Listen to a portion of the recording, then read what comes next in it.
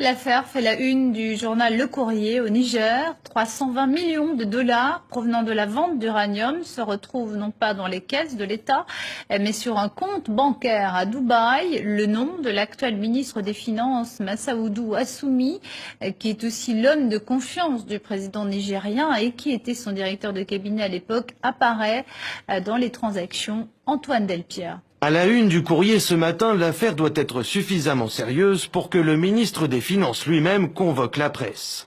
Ce que révèle l'enquête du journal est un système circulaire de vente d'uranium qui aurait permis l'évacuation vers des paradis fiscaux de millions d'euros de commissions et dont les bénéficiaires restent inconnus. Mais dans cette affaire, Massaoudou Assoumi semble être bien identifié. D'après les documents obtenus, sa signature se trouve bien au bas de deux documents diamétralement opposés. Sur une facture, tout d'abord, adressée par une société libanaise, Optima, en novembre 2011, à la Sopamine, la société qui gère les participations de l'État du Niger dans les entreprises minières du pays. Une facture particulièrement salée, 320 millions de dollars, soit 200 milliards de francs CFA, pour la vente de 5,5 millions de livres d'uranium. De l'uranium acheté à l'origine à une filiale du français Areva. Problème, la signature de Massaoudou Assoumi se retrouve aussi sur cet ordre de virement de la Sopamine vers la société libanaise, daté du 12 décembre 2011, pour le même montant. Pourquoi serait-il donc à la fois l'acheteur et le vendeur ? Et pourquoi signerait-il à la place du directeur de la Sopamine, par exemple, ou du ministre des Mines?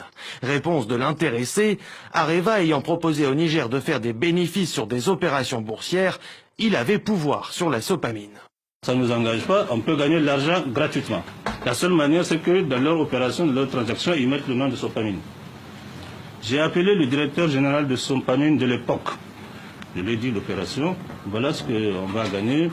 Ce qu'on va gagner dedans, c'était 800 millions de francs CFA. Le Sopamine va gagner. Donc il a dit, ah oui, il a donné les pouvoirs pour rapidement signé au nom de Sopamine, et la transaction a été faite. Une somme qui, d'après le ministre des Finances, aurait bien été versée au trésor nigérien.